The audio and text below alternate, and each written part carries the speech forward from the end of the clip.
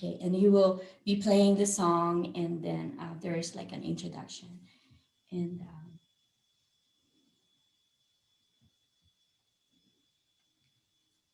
okay. Aloha! Good evening. Magandang gabi po sa inyong lahat. Maraming salamat sa inyong pakikinig at pagtangkilik at patuloy na pagsubaybay sa aming programa, Healthy Mondays. I'm yours truly, Dr. Mary Faye Aczon-Armstrong, founding president of the Asian American Pacific Islander Nurse Association of Nevada and professor at Roseman University of Health Sciences College of Nursing.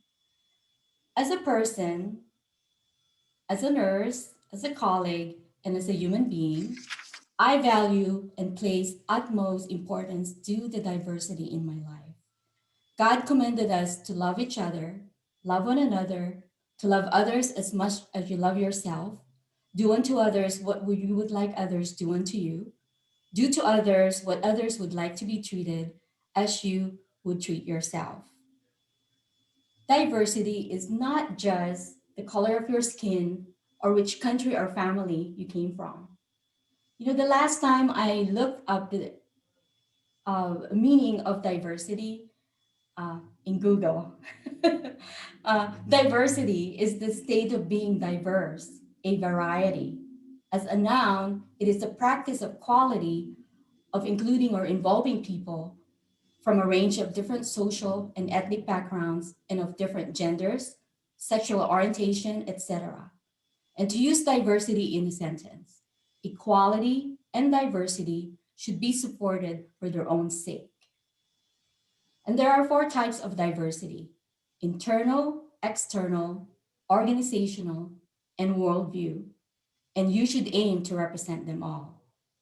Here's another meaning of diversity in simple words: diversity is differences in racial and ethnic, socioeconomic, geographic, and academic professional backgrounds, people with different opinions, backgrounds such as degrees and social experience, religious beliefs, political beliefs, social orientation, heritage, and life experience.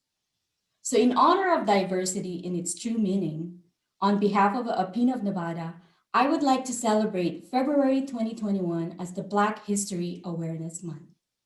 And we are honored to welcome our special guests tonight, Dr. Faye Gary and Dr. Dylan Wint. Good evening to both of you and welcome to Healthy Mondays. Thank you, and good evening to you as well. Good evening. Thanks so much for having me. Well, hi, Dr. Gary and Dr. Wint. Well, Dr. Dylan Wint, MD, is the Director of Education at Cleveland Clinic Ruvo Center for Brain Awareness, Brain Health here in Las Vegas, Nevada. Dr. Wint has been our guest here at Healthy Mondays, and he shared about his expertise and experience about brain wellness. So welcome again to Healthy Mondays. And Dr. Gary, Faye Gary, is the chair of the Medical Mutual of Ohio Kent W. Clapp and professor of nursing at Francis Payne Bolton School of Nursing at Case Western University in Cleveland, Ohio. I have known Dr. Gary for at least 15 years when I was aspiring to be a nurse scholar for the Minority Fellowship Program at SAMHSA, and that's where we met. And I finally got to see Dr. Gary again, even through virtual meetings. So welcome to Healthy Mondays. It's my pleasure to be here. Thank you. You're welcome, and I'm so honored. Would you like to say a few words at this time to our listeners, Dr. Gary? Yes, well, I would say that I would commend you for celebrating Black History Month and also the necessity to celebrate all groups of people in our great nation, to include Asian Pacific Islanders, First Nation people, Hispanics, and others. I think it is insightful that you and your group would spend some time to focus on the lived experiences of people of color. And during this particular month, it's Black History Month. Thank you for that kind of insight and that type of sensitivity. It's our pleasure. Thank you, Dr. Gary. Dr. Wint, would you like to say a few words as well? I don't know what I could possibly add. I would just second and reinforce Dr. Gary's comments that it's really important that we connect in ways that celebrate and explore the diversity of our various communities. Understanding and building bridges is the only way that we are going to move forward, whether it's in medicine specifically or in any other area of society. Well said. Thank you, Dr. Wynn. So, Black History Month is an annual celebration of achievements of African Americans and a time for recognizing their central role in the United States history, also known as African American History Month.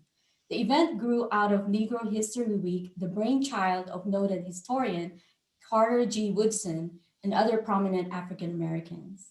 And since 1976, every US president has officially designated the month of February as Black History Month. Other countries around the world, including Canada and United Kingdom, also devote a month to celebrating Black history.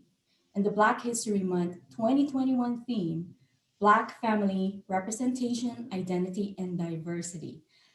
It explores the African diaspora and the spread of Black families across the United States. So tonight, I would like to celebrate Dr. Gary and Dr. Wind by asking them the questions I have prepared. And they know these questions, so we can compact our discussion within the 30 minutes or a little bit more for our episode tonight. So the first question is, how do you identify yourself, African American, Black, mixed race? And did this identification change over time? And is your cultural identity important to you, and why? Maybe you can start with Dr. Wint. Do you want it to start? Sure. I identify as Black, African American, and Jamaican American.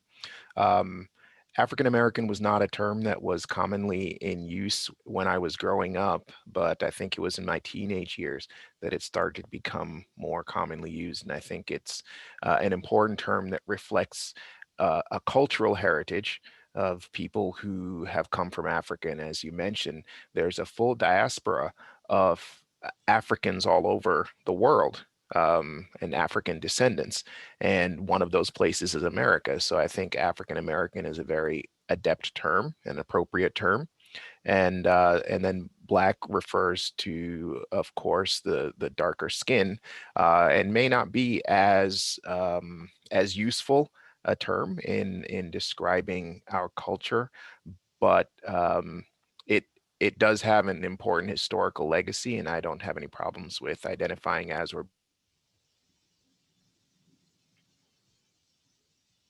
Okay. Well, thank you, Dr. Wint. Dr. Gary? Yes, I would just add to Dr. Wynn's wisdom.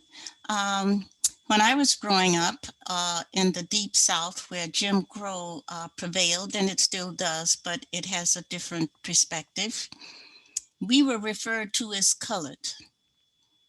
So these terms have evolved over time. We were colored people, and later we became Negroes. And from Negroes to Black, and eventually African American. And yet these terms were thrust upon us. We did not have the capacity to define ourselves. And Dr. Wynn is correct. It was about in the 1980s when the term African American began to be used, and that was coined basically by Black people, Black leaders. And the thinking behind that was that Black people too have a home. And so the African piece was affixed. We are not people who do not have a home, even though we don't know about our home and there is no connection to our homeland, but we do have a home. And so these terms have evolved, and I can clearly recall that depending on the era within which one lived, people preferred certain terms over others, such as older Americans would prefer to be called colored. Some other people in my community would prefer Negro. Now, I think most people would accept either Black or African American.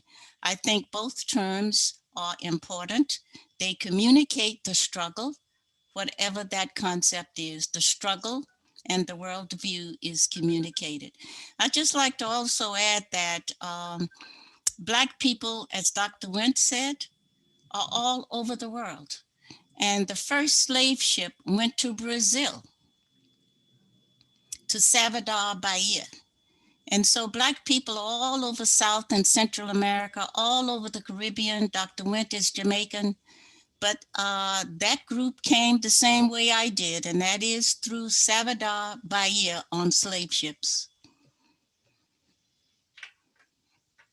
Wow, thank you, Dr. Gary. You kind of covered the next question.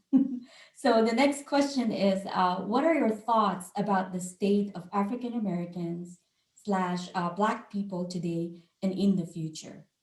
And I think you touched upon a little bit with that. Dr. Wood, do you wanted to answer that? Well, I would say that in the United States, there's still a long way to go for African Americans to gain true equality. So while the legal system no longer purposefully subjugates African Americans, I think our legal and financial and political and educational systems have been very passive in responding to the historical subjugation of people who are Black. In order for us to reach equality, the response can't be passive. It has to be an active response. And so, although I think that we have come a long way, much of it, I think, forced upon America by African Americans as well as allies in other communities, including the Asian Pacific Islander community. Um, Although we've come a long way, there still is a long way to go in people understanding and recognizing the legacy of slavery, Jim Crow, and how that affects current life. There's this frequent response or imagined response from the majority population of, well, I don't own slaves or my family didn't own slaves, so what has this got to do with me? But the benefits to white society and the deficits to Black society that were created during slavery and Jim Crow still are there today, and they gather interest. So this is not something where those legacies are less and less important. In fact, they are becoming increasingly important as we see increasing gaps in wealth, in incarceration, in being stopped by police, in credit scores, all over the place. And when you trace it back, you can see that it's because of the policies that initially purposely subjugated us and the lack of policies to help make redress for that. And I would say also that the Black American experience is mirrored in many ways by other communities of color. It's a fight that we're all in together for equality and representation in the United States.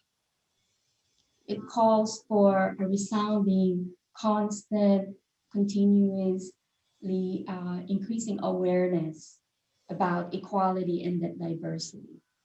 And you're right, Absolutely. yes, that it's also all around all the ethnic minorities that's happening. I mean, with this COVID-19 and the hate towards the Chinese, and then something happened and the hate towards specific races. So it is still happening. So we need to continue fighting for increasing awareness, fighting for equality and diversity. Thank you for your response. Dr. Gary, you already Yes. answered part of it, but I'd like to hear more of your words of wisdom. Yes, well, I will just add to what my colleague Dr. Went has said. I think when you look at marginalized or oppressed people, of whom there are too many in our great nation, we find many, many similarities: poor educational opportunities and poor health access and poor health outcomes, which generates what Dr. Went has already identified. We're going to have poor housing, poor opportunities for better jobs. He's mentioned the wealth gap, credit scores. I think it all generates from the roots of inadequate education and limited access to quality health care. I'm reminded how the federal government has participated in the demise of quality lives and well-being for people of color. I'd like to use an example about First Americans. That's the name that's used in Canada for Native Americans and Alaska Natives. You might know, you mentioned our colleague, Dr. Aczon-Armstrong just mentioned the COVID virus. Of course, whatever the illness condition is, you're going to find people of color at the top levels of health disparities, whether it's heart disease, cancer, diabetes, etc. And that is because structural racism has developed a blueprint that is designed to produce poor outcomes, early deaths, and more disabilities for people of color. Back to my situation about Native Americans, I did a presentation and I found a piece of information about the Navajo reservations. The largest reservation in the United States is Navajo. It's down, it covers borders 4 states. But the CDC guideline says that in order to prevent the spread of the COVID, one must wash their hands for about 20 seconds with soap, and it gives diagrams. And then later on, I read that on the Navajo reservation, about 50 or 60% of the homes have no running water. Now, to me, that's a cognitive disconnect, and it also manifests the kind of indifference that our policies, our laws, our practices have manifested against people of color. I think that's a blatant example. And so should it be a surprise that COVID is rampant and killing people who are Native American, Hispanic, Black American? And I think we need to address those systemic issues and be relentless about it and hold people accountable. But you see, you can't hold people accountable well enough if the education is not understood and one cannot make lucid arguments or know how the systems work. And I think that's a part of what people of color experience. Do we have the tools and manifestations to improve and advance our plot within the context of the framework that has been provided?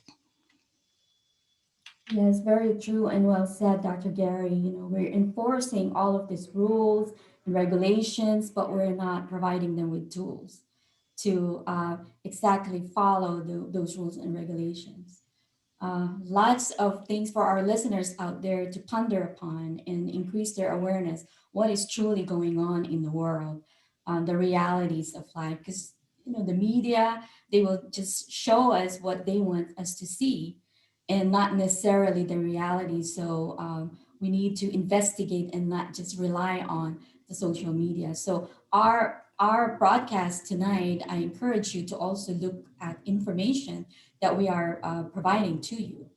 So the next question is, what are your intersectional identities? And how can we better bring together people of different identities, especially those with the most often marginalized identities? Dr. Witt or Dr. Gary, anyone? Well, I suppose the most obvious intersection for me is that I'm both a Black man and an immigrant, two of the groups that are often marginalized in American society, and face very similar challenges.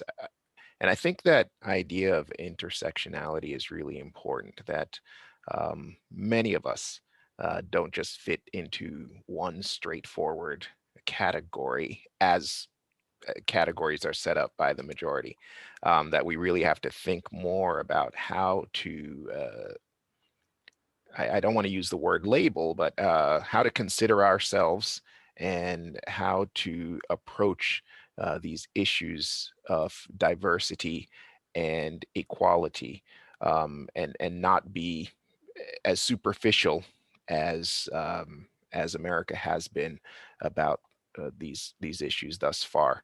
I was once in a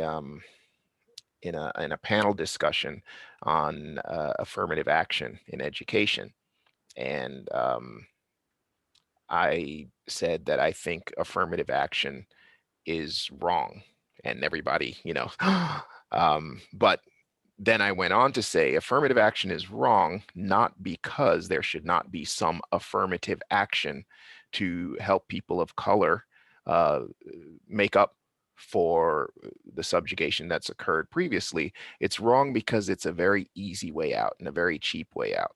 The way to approach this, as Dr. Gary said, better education in schools, better housing, access to utilities, access to the same resources that enable others to get ahead. Um, but that's costly, and it requires a lot of thinking and a lot of discussion. And I think, frankly, the best we could get America to do was to just look at the percentages of people and see if we can make them approximately equal society. But that's never going to be a long-term solution, because there really needs to be fundamental change in how we address people's lives. This is a holistic issue, not one that can be managed on the surface, because it's part of the origins of America, written into the Constitution out most of America's history. I mean, if you think about when the Constitution was signed and when the Civil Rights Act was signed, most of the time, America has been a country that favored one race and disfavored others. And so trying to just make up a superficial solution in a matter of a few months or a few years is not going to be the answer to the problem. And unfortunately, convincing most of America of that has been impossible over the couple of centuries the country's been here.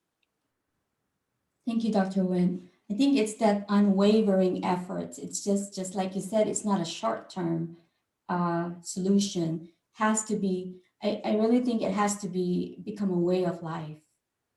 Because when something happened, an event happened, that's when everybody's raising their awareness. Then when it quiets down, then it's back to normal.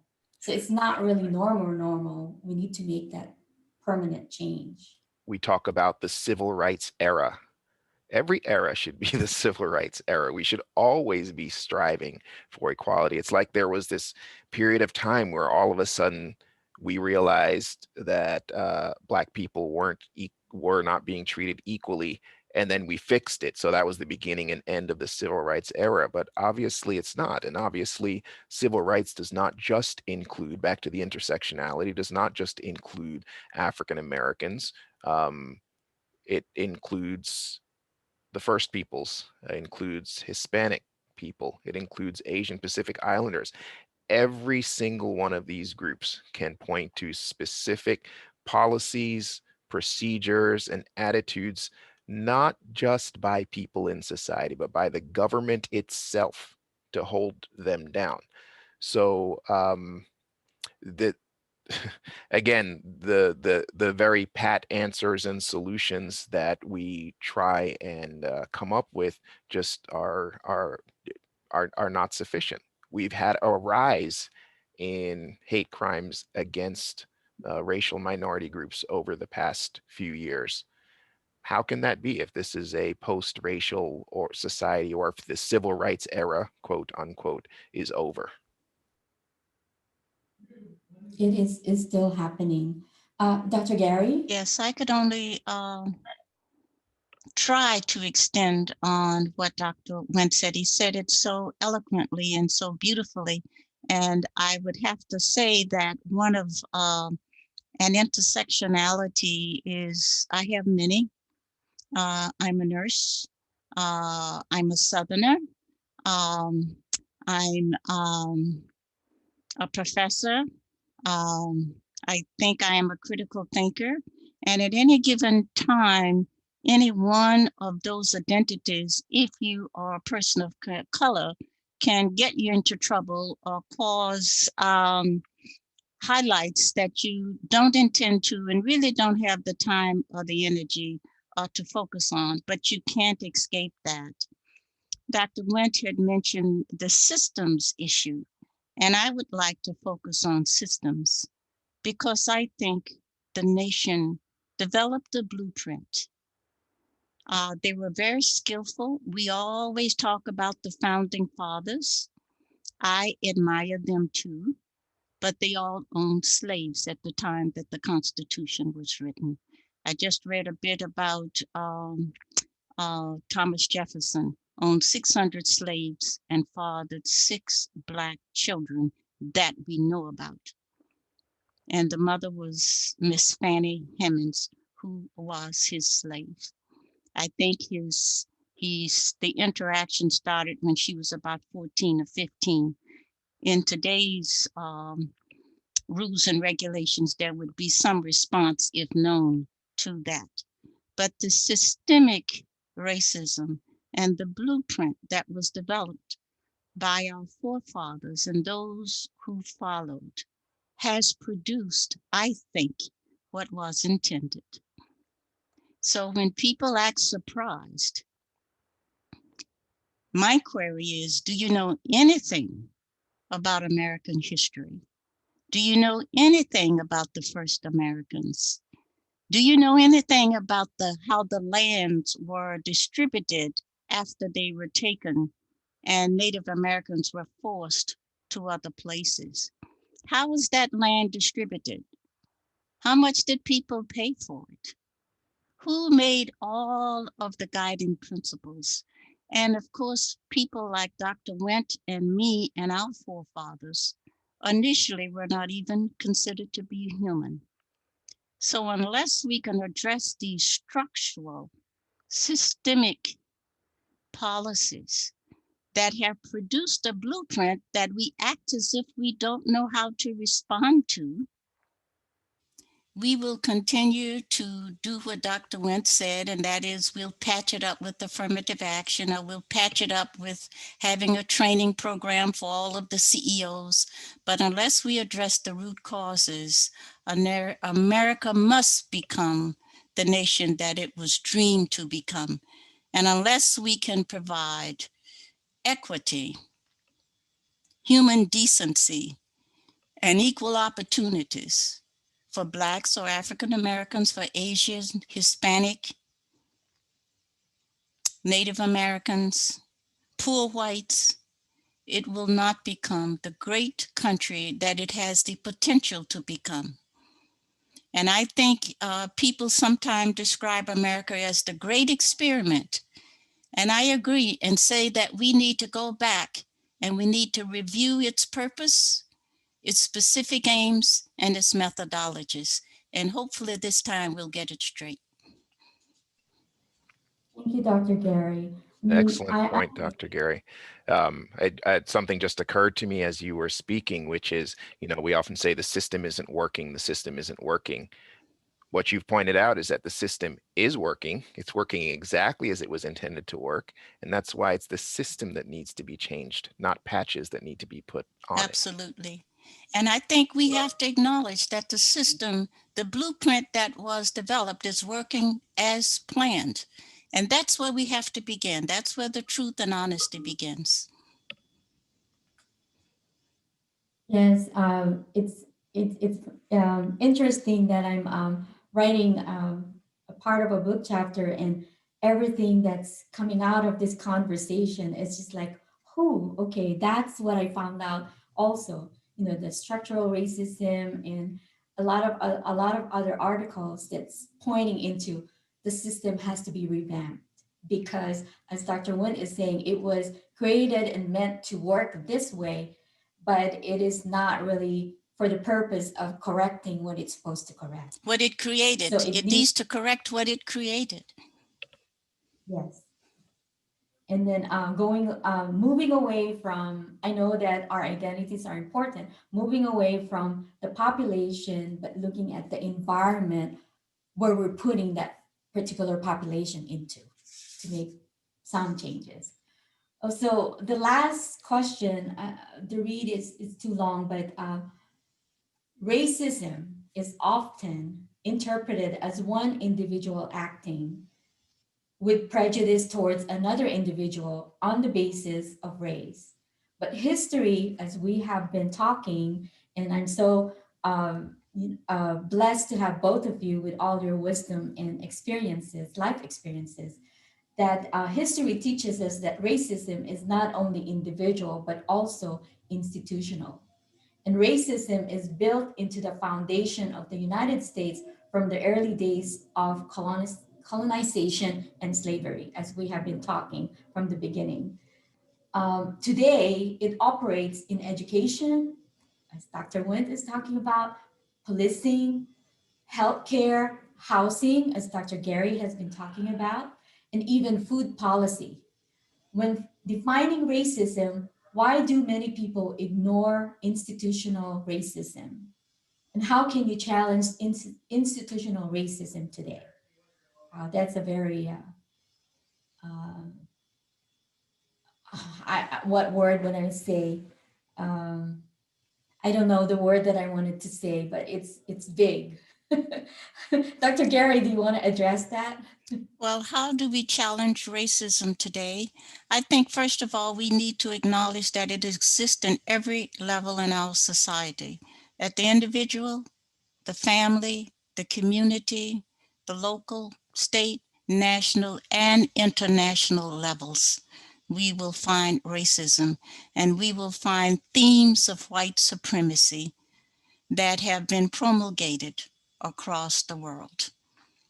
Now, if we want to go to a micro level, we can talk about individuals. And I think probably in colleges and universities and health systems, I would say that probably the most activity occurs around individuals.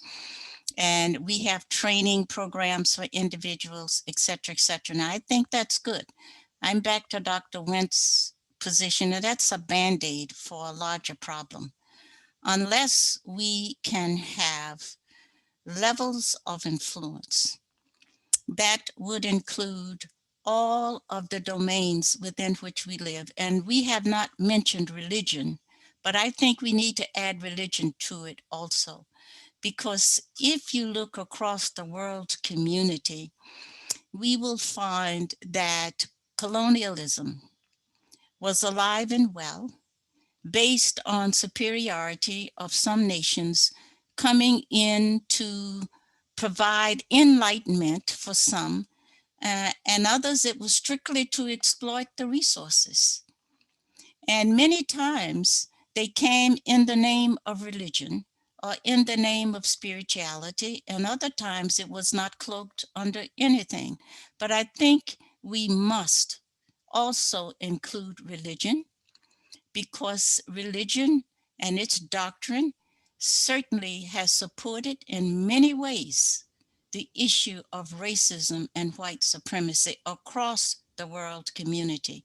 That said, I would also say that some of the religious institutions have been the most assertive and continuous with regard to unraveling what this nation has created, not only in the United States, but across the world.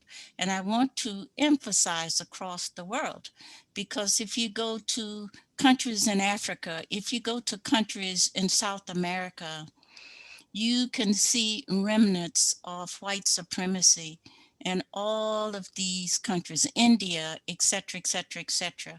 Dominance, we called it colonialism. But what was the notion? What was the intent? And again, those were blueprints. It just didn't happen. People planned and implemented those plans. And some of the outcomes were on target and some of them missed target. And for the missed target ones, I say, thank God. Wow. Thank you so much, Dr. Gary, for your insights with that. And as you were talking, it came in my mind about when you're talking about colonism and exploitation. The first thing that in my mind, because I'm from Hawaii, the native Hawaiians, and part of the things that I'm working on speak of that and how the people who discovered the islands and brought their diseases and wiped out almost the majority of that population, bringing in the medical, the contagious diseases that they are not immune to. So there's so many things that we can cover about our topic tonight. Dr. Wynn, would you like to address that last question? You brought up a good point about colonialism. If I walked into your house and just sat there, would you call it me discovering your house or me invading your house? It's not that these places were discovered. If there are people already there, then you didn't discover it. You have invaded it. Um, I uh, the this is a question that really needs tackling, um, as Dr. Gary has said, across the board. Um, we're not going to get solutions with just superficial responses. And as she said, the superficial responses are necessary. If you cut yourself and you're bleeding, yeah, you got to put a bandage on it. But at some point, you have to get stitches. Otherwise, it's just going to keep bleeding. And we are bandaging and bandaging and bandaging, and we're never getting around to the painful but necessary step of putting the stitches in these wounds.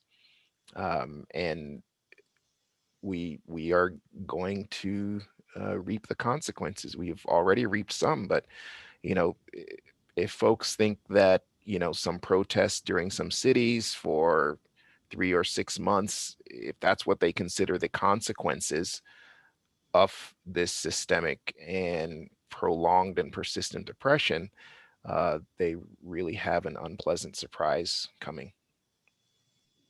Thank you. I like that. The cut, the bleeding, and I wanted to add the scar because it happened and you cannot remove it. And so may we all be Absolutely. reminded of that scar because it represents the history itself, it represents the pain, it represents the good and bad memories for those people who are inflicted with racism and forgetting about the diversity. So wow, tonight is it's a lot of information, a lot of increasing awareness for our listeners here in the Valley and beyond. Intentionally, our program, our show is only to reach out to people here in Southern Nevada, as we call the Valley. But it seems like all the people I know from the Philippines, from Africa. My friends from Uganda are also listening to us in Canada and all the other parts of the world.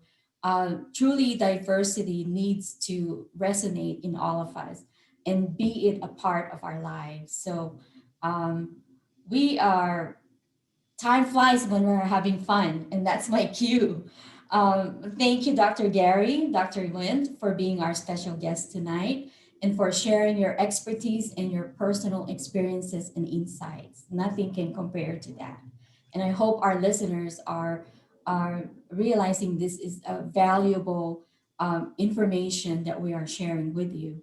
I'd Also, just like to also say that Dr. Winton, I would like to thank you too, because you are a citizen of the world and Yes. you go to provide health care, education, and improve the lives of women, children, and families all over the world.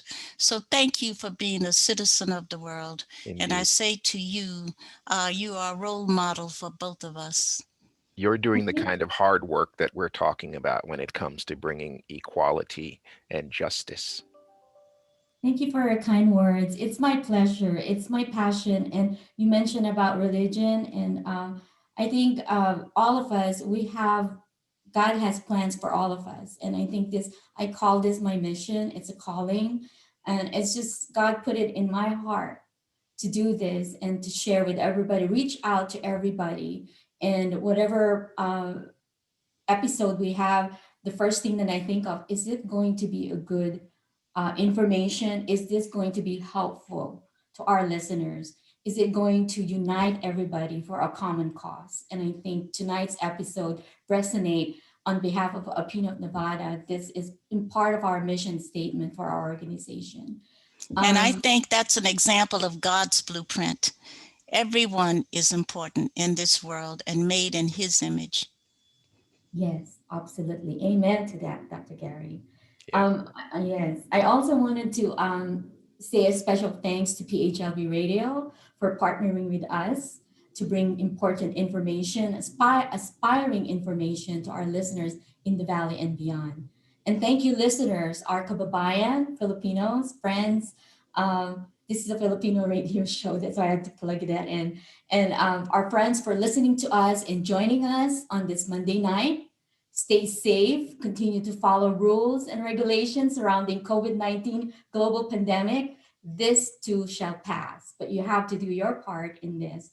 And okay, this is my signature goodbye. So remember, every Monday is a healthy Monday. Aloha.